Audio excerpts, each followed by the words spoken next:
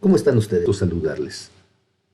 Vamos a estar trabajando en esta ocasión con el uso de herramientas digitales y para mí es un verdadero privilegio estar con cada uno de ustedes.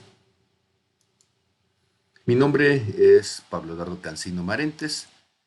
Agradezco al Centro Educativo de Nayarit Senay como centro evaluador la invitación y oportunidad de poder dar esta charla y conferencia acerca del estándar de competencia EC0337 que se refiere al uso educativo de dispositivos móviles y que al momento de llevar un curso de alineación permitirá proporcionar a los participantes los elementos teóricos y prácticos que permitan identificar las principales características de los dispositivos móviles y las aplicaciones y o herramientas que serán de utilidad en el diseño de estrategias educativas innovadoras que incluyan el uso de dispositivos móviles.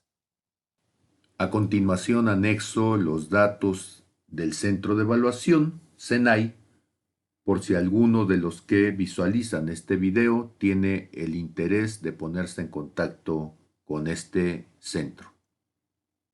Al hablar nosotros acerca del surgimiento de las herramientas, el uso de las herramientas, tendríamos que preguntarnos primeramente cómo es que surgen estas herramientas, cuál es la historia y qué significa utilizar entonces una herramienta. Para la Real Academia de la Lengua Española, pues ellos nos van a decir entonces que la herramienta viene del latín ferramenta, ferramentum, ¿sí? Y cuando nosotros hablamos de esta herramienta, un instrumento, dice por lo común, de hierro y acero con el que trabajan los artesanos, eso pareciera que las herramientas surgen solamente cuando ya hay un manejo de los metales, entonces en la edad de hierro. Pero lo cierto es que si nosotros nos vamos más profundamente y nos vamos a el concepto histórico de la herramienta, nos vamos a dar cuenta de que tiene una historia aún mayor.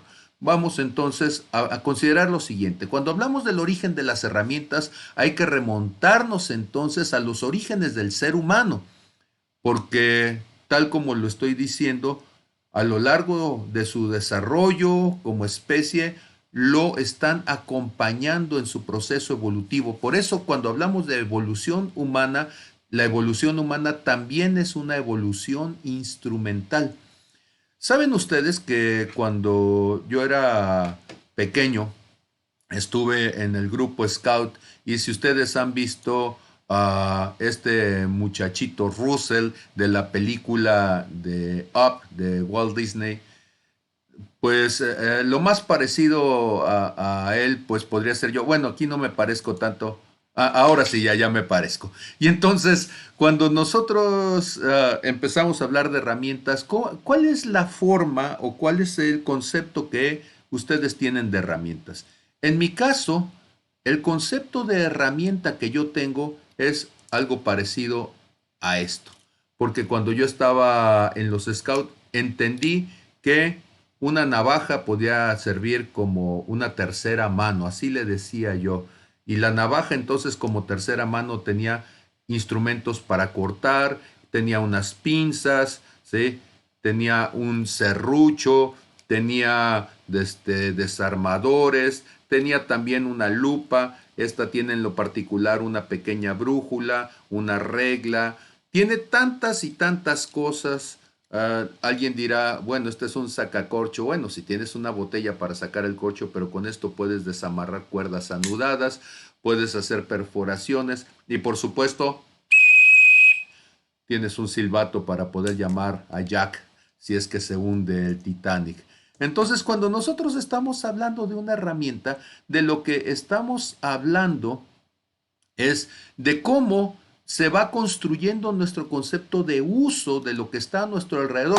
Una herramienta es la respuesta para potenciar la capacidad humana ante su propia finitud. O sea, hay cosas que nosotros no podemos hacerlas con nuestras propias manos, hay cosas que nuestro cuerpo es insuficiente y entonces el ser humano genera las herramientas como una extensión orgánica que nos van a permitir ampliar nuestra capacidad humana. Cuando nosotros estamos pensando entonces en una herramienta, estamos pensando en algo que nos ayuda a ir más allá de nuestros límites, de nuestras incapacidades, de nuestras finitudes, ¿sí? Las herramientas en este sentido comenzaron siendo simples y utilizando la energía humana, y conforme se transforma el ser humano, también fueron variando en cuanto a su forma, diseño, tamaño, calidad. O sea, finalmente el cambio de necesidades genera cambios instrumentales. El cambio en la perspectiva de nuestra relación con el medio, de nuestra actividad, hace necesario entonces el desarrollo de nuevas herramientas. Actualmente las herramientas entonces ya no son solamente ferramentum, instrumentos de fierro. Las herramientas siguen manteniendo la palabra, pero sus materiales que las componen, su capacidad de uso, su potencial de impacto es muchísimo mayor, y sigue siendo finalmente el principal auxilio con el que va a contar el ser humano para realizar su trabajo.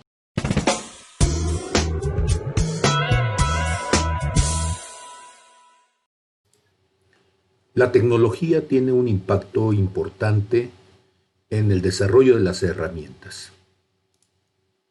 Cuando nosotros estamos hablando acerca de la relación que hay entre el conocimiento y la tecnología, debemos de entender que por conocimiento estamos abarcando ciertamente el conocimiento científico, pero además hay conocimientos que no son científicos, pero están validados socialmente, como el conocimiento de los grupos originarios, como el conocimiento artístico, incluso los conocimientos que se dan dentro de un grupo social y que son exclusivos al interior de sus miembros, que no están validados por un método global, pero que son igualmente válidos e importantes desde el punto de vista humano. Y entonces, cuando nosotros hablamos del instrumento en la evolución humana, hemos dicho que la evolución humana es una evolución instrumental.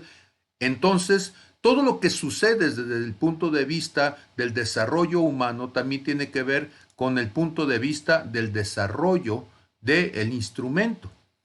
Las herramientas van surgiendo de la necesidad de una labor específica, y los cambios que se van dando en el concepto de necesidad también van generando cambios en la generación social de herramientas. Hemos dicho entonces que hay una relación en el impacto de la ciencia y de la tecnología. La ciencia en tanto conocimiento, o una de las vertientes del conocimiento humano, y la tecnología como la capacidad de poder implementar a partir de ese conocimiento una propuesta de solución, una concreción. Y entonces, a partir de la tecnología, el conocimiento de este cierto núcleo humano se va a convertir en un satisfactor. La tecnología será entonces una concreción científica y tecnológica. Esto es, en la tecnología nosotros encontraremos concretizado precisamente las respuestas de un grupo humano a los problemas de su tiempo. El profesor Melvin Kresberg, profesor de Historia de Tecnología y de hecho fundador de esta línea de investigación en el Instituto de Tecnología de Georgia, creó 6 leyes de la tecnología, las cuales nos ayudan a entender la relación sociedad-tecnología. Algunas de ellas seguramente forman parte de cosas que usted ha escuchado en otro tiempo, y la primera de ellas dice: la tecnología no es buena ni mala, pero tampoco es neutral. La tecnología solo es. Ahora, ¿qué quiere decir que no es buena ni mala? La tecnología, como cualquier otro producto humano, como cualquier otra labor humana, no es moral. Los morales son las personas. No se puede aplicar un principio moral a una herramienta.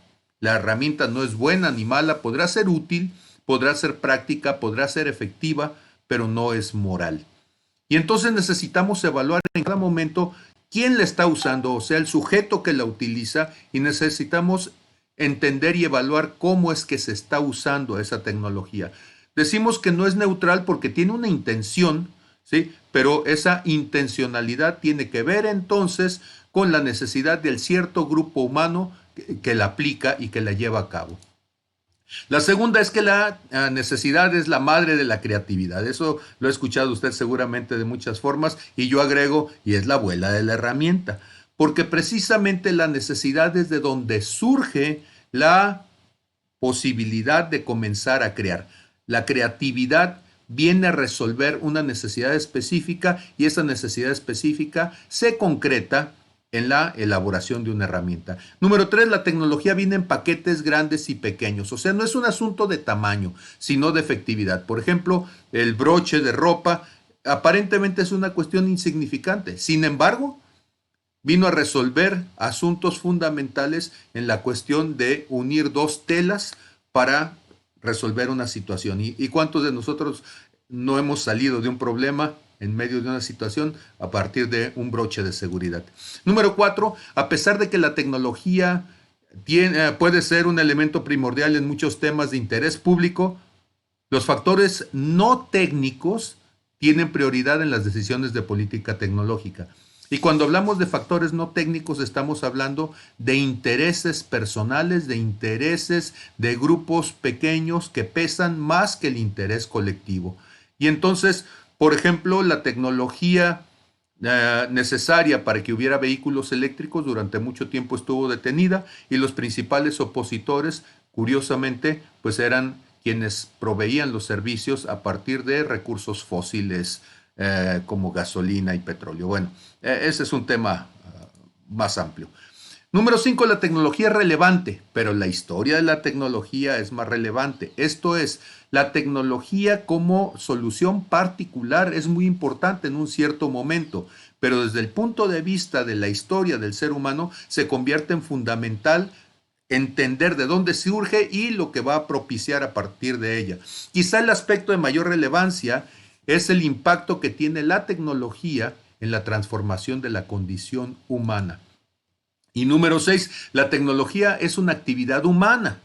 Por lo tanto, también lo es la historia de la tecnología. O dicho de otra manera, la historia de la tecnología está marcada por las pasiones humanas de quienes la desarrollaron y la implementaron. Y bueno, pues aquí tenemos una foto solamente, bueno, un dibujo y creo que sería la única manera de verlos juntos, a Tesla y a Edison, y con todo lo que en su momento significó la discusión acerca de la aplicación de los descubrimientos de cada uno.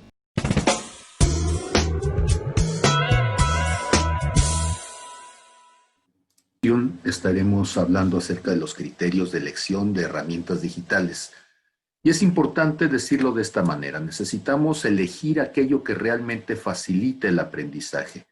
Una herramienta, lo hemos comentado, nos va a ayudar a facilitar lo que estamos llevando a cabo y entonces debemos de buscar la manera en que estas herramientas sean las adecuadas.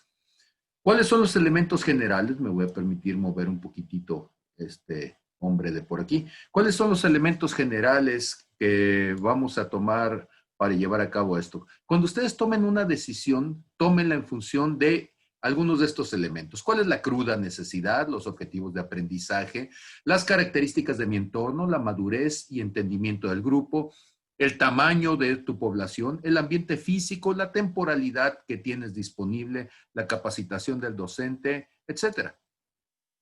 Y entonces, cuando hablamos de la cruda necesidad, ¿de qué estamos hablando? Estamos hablando de que hay cosas que son ineludibles y necesitamos clarificar cuáles son esas cosas que son ineludibles. Por ejemplo, la necesidad detectada es despiadada, ¿sí? Pero aunque sea despiadada, es la reina de corazones. O sea, debemos de darnos cuenta cuál es nuestra necesidad real. Y aunque quisiéramos tener otras cosas para llevarlos a cabo, pues tendríamos que considerar la necesidad manda. Usamos una herramienta para suplir una necesidad. Y si la necesidad no está siendo suplida, entonces estamos equivocando nuestro enfoque. Cuando hablamos de objetivos de aprendizaje, necesitamos enfocarnos en aquello que queremos lograr. Entonces, si una herramienta de aprendizaje tiene un sentido, ¿cuál será ese sentido? La función primordial de una herramienta educativa es coadyuvar en el desarrollo de las capacidades y habilidades de aprendizaje del estudiante. Quien se trata que aprenda es el estudiante, no el docente. Y entonces dedicamos muchísimo tiempo a utilizar herramientas donde es el docente quien tiene que superar una larga curva de aprendizaje y el estudiante se convierte solamente en un observador. Necesitamos entonces generar herramientas, bueno, utilizar herramientas que nos ayuden a que sea el estudiante quien verdaderamente aprenda. En cuanto a las características de mi entorno, debemos de transitar de lo posible a lo deseable y lo posible es lo que está a nuestro alcance. Entonces tenemos que buscar herramientas que funcionen dentro de nuestro contexto. Yo sé que lo ideal sería poder tener todas las situaciones, todos los elementos, poder tener todo lo que quisiéramos si estuviera a nuestro alcance, pero debemos de considerar que lo que en una circunstancia es adecuado, porque se tienen los recursos, porque se tienen los medios, para otras circunstancias se convierte en algo adverso. Nos ha sucedido, por ejemplo, que hemos dedicado juntamente con los maestros un tiempo importante al diseño de actividades en una herramienta, por ejemplo, Kahoot, y finalmente resulta que no hubo red ese día, que los muchachos no tenían las herramientas, los teléfonos para llevarlo a cabo, y es muy frustrante que a lo que tú le dedicaste horas no sirva para nada porque está fuera del contexto. Si no hay conectividad, entonces usa herramientas que funcionen sin conectividad. Adáptate a tu contexto. La madurez y el entendimiento del grupo es fundamental.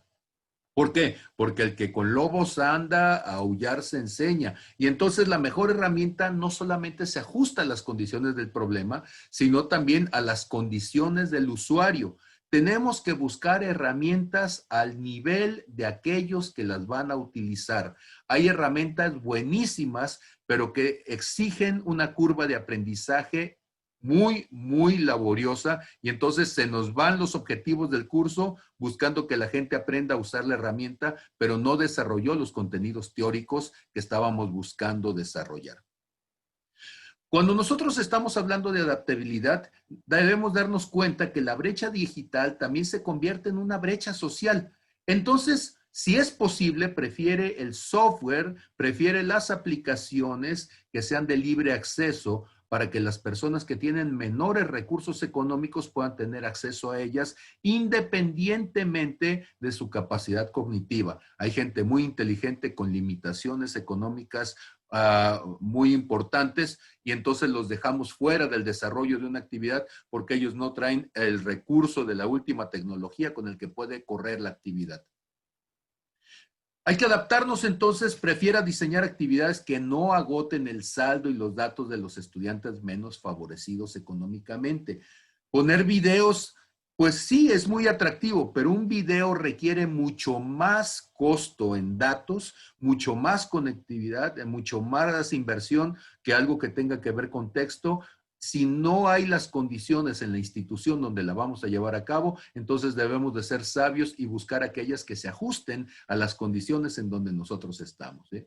Hasta donde sea posible, procuremos herramientas que sean bilingües. Yo sé que en el caso de muchos que están estudiando otro idioma, están buscando que la curva de aprendizaje sea de mayor impacto, pero es muy frustrante no poder leer las instrucciones básicas para entender qué es lo que vas a hacer. El aprendizaje es gradual y tenemos que ir conforme a la graduación. Cuando estamos pensando entonces en acceso social, al seleccionar una herramienta hay que asegurarnos que se adapte a la mayoría de la población. Tenemos que asegurarnos, ¿sí?, que la mayor parte de ellos se sientan cuando menos suficientemente en posibilidades de poder desarrollar la actividad que estamos planteando. Herramientas sofisticadas o costosas van a aumentar, van a profundizar las brechas de distanciamiento y de exclusión social. Cuando estamos pensando en el tamaño del grupo, también tenemos que darnos cuenta que hay un punto de equilibrio entre una multitud y una masificación. Y entonces de repente nos pasa como un programa de cuando yo era chiquillo, que eran los Muppets, ¿sí? Y que veíamos nosotros en los Muppets el montón de muñequitos que estaban allí.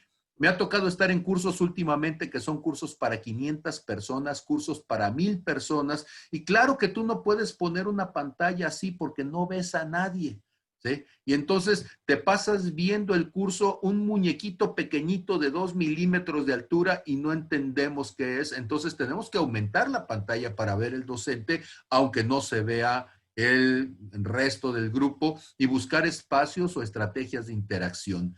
La educación virtual puede hacernos sentir aislados por la falta del contacto personal. Antes de la pandemia, la mejor estrategia para el uso de las tecnologías para la información y comunicación era el blended learning. Y entonces tenemos que buscar estrategias en donde la gente se pueda sentir suficientemente cómoda. Cuando hablamos de condiciones físicas, tenemos que darnos cuenta de que las herramientas de repente también pueden generar situaciones incómodas. Y entonces cuando hablamos de herramientas de acercamiento a través del video, estas también se convierten en herramientas, en instrumentos invasivos a la privacidad. Usemos esas herramientas con prudencia. Si van a alojar un video, use los mecanismos y acciones que garanticen al máximo la privacidad.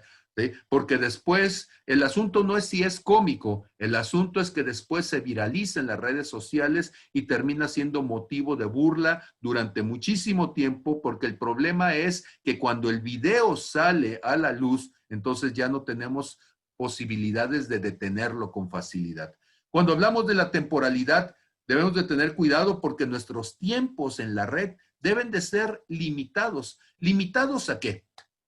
Hay actividades que nos pueden consumir mucho tiempo para poder desarrollarlas. Y algo tan simple como editar un video, como buscar una imagen, generar una imagen de un modelo, se pueden convertir en mucho tiempo buscando algo que realmente es superficial, porque solamente abonan un poco a la forma, pero no le dan contenido al fondo. Y tenemos entonces que darnos cuenta que hay cosas que son superficiales, a las que les dedicamos mucho tiempo, mientras que hay otras que son relevantes, que tienen que ver con la transformación de nuestra manera de pensar, pero que las estamos perdiendo solamente por la posibilidad de buscar una imagen que pueda ser más colorida, aunque el color solamente aporte en las cuestiones de forma. En cuanto a la capacitación docente, debemos de decirlo que nuestras capacidades como profesores son limitadas. La gente esperaría que seamos superhéroes, superhombres y que muy rápidamente podamos diseñar entonces recursos y elementos que transformen profundamente a nuestros estudiantes. Déjenme decirles que la elección de la herramienta depende de la factibilidad y usabilidad para resolver un problema, la problemática que se quiere abordar. Y entonces una herramienta va a ser tan importante y tan valiosa como pueda resolver el problema de las condiciones en donde lo detectamos. Y entonces debemos de tener mucho cuidado de no querer estar utilizando herramientas que nos exigen muchísimo esfuerzo, muchísima inversión de tiempo, muchísimo recurso económico para resolver un problema que quizá de una manera más simple se podría resolver. Debemos de buscar simplificar y no complejizar. El sentido del uso de las herramientas es facilitar la resolución de los problemas, no volverlos más complejos. Cada herramienta fue desarrollada pensando en una necesidad en particular, en un contexto en particular, para resolver un problema en particular. Y aunque hay algunas herramientas que pueden usarse en otros contextos, usar la herramienta inadecuada puede terminar generándonos más limitaciones que ayuda. Por eso, antes de usar una herramienta, es necesario desarrollar las capacidades de la persona, del docente, del ser humano que va a usar esta herramienta. Tengamos cuidado. Una herramienta poderosa con una persona incapaz vuelve inútil la herramienta por mejor diseñada que esté. La herramienta en sí misma no va a resolver los problemas. Es la persona, ese ser humano que está llevando a cabo la actividad, quien usando adecuadamente la herramienta puede resolver el problema. En una relación costo-beneficio debemos darnos cuenta que estamos siempre al resolver un problema enfrentando una adversidad. Y entonces, ¿cuánto me va a costar lo que voy a obtener? Es cierto, una presentación hermosa, una presentación llamativa va a ser muy importante, pero una clase a la que yo le iba a dedicar 1 hora, terminé dedicándole 5 o 6 horas y terminó siendo muchas veces intrascendente. Y entonces resolver problemas pues nos pone como a hacer barras, ¿verdad? Y estamos tratando de levantarnos en nuestro propio peso y hay que decirlo con claridad. Hay una edad en donde uno puede hacer esfuerzos heroicos y sobrevivirlos sin problema, pero hay otras edades en donde es más complicado, nuestras condiciones familiares no nos lo permiten, los tiempos que podemos dedicarlos son muy acotados y debemos de preguntarnos, ¿existen opciones más simples para realizar la labor que queremos llevar a cabo sin necesidad de esa herramienta? Tendríamos que preguntarnos, ¿qué elementos tecnológicos se requieren para que pueda operar esa herramienta? Quizá el software es muy bueno, sí, pero necesito una máquina que me va a costar 30, 40, 50 mil pesos para que tenga la memoria, los recursos, la velocidad, ¿sí? Y entonces, ¿a cuánto va a ascender el costo económico para que la pueda implementar? ¿Es viable la curva de aprendizaje? ¿Cuántas horas le tengo que dedicar para desarrollar mis capacidades y poder utilizar una herramienta que va a hacer cosas maravillosas, pero que me va a exigir mucho tiempo de esfuerzo, mucho tiempo que quizá en este momento en mi proyecto de vida no tenga para llevarlo a cabo? Entonces, hay que preguntarnos y con toda crudeza, ¿cuál es el nivel de esfuerzo que me va a requerir para implementar esta solución? Por ello, tenemos que darnos cuenta de que va a haber condiciones de frustración. ¿Por qué? Porque alguien lo hace parecer tan simple. Cuando uno escucha al guitarrista de Queen y cuando se volvió de nuevo muy famosa la Rapsodia de Queen, y cuando uno empieza a ver cómo hacen los requintos, pareciera que es tan fácil. Y uno quiere agarrar la guitarra eléctrica y uno quiere hacerlo igual cuando el otro hombre tiene años llevándolo a cabo.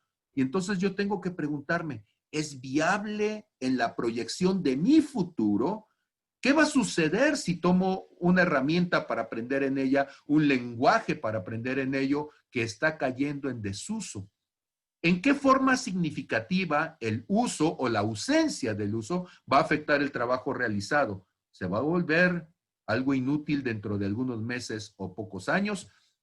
Y entonces en esta relación de nivel de esfuerzo, yo tengo que darme cuenta que en este binomio problema-solución-consecuencia, bueno, en este trinomio problema-solución-consecuencia, Napoleón Bonaparte, el generalísimo, decía, no se matan mosquitos a cañonazos. Debemos de tener en cuenta que hay problemas muy simples que se pueden resolver de un manazo y un cañonazo puede terminar causando más daño que la necesidad que teníamos. La idea de una herramienta entonces es que me facilite el trabajo, no que me lo multiplique. Por ello, debemos de ser cuidadosos para elegir herramientas correctamente. Debemos saber que no existe una fórmula mágica. No hay una fórmula inmediata que seguir. Entonces, ¿qué es lo que yo quiero comentarles? Que debemos de tener mucho cuidado. En mi rancho dicen que de acuerdo al sapo es la pedrada. Y entonces en el siguiente bloque yo les voy a dar algunas sugerencias de herramientas digitales que pueden utilizar ustedes en educación para poder utilizarlas con mínimo costo, con mínimo esfuerzo, con mayor beneficio. Seguramente hay muchísimas, yo solamente estoy haciendo algunas indicaciones que nos han servido a nosotros en nuestro contexto. Muchas gracias.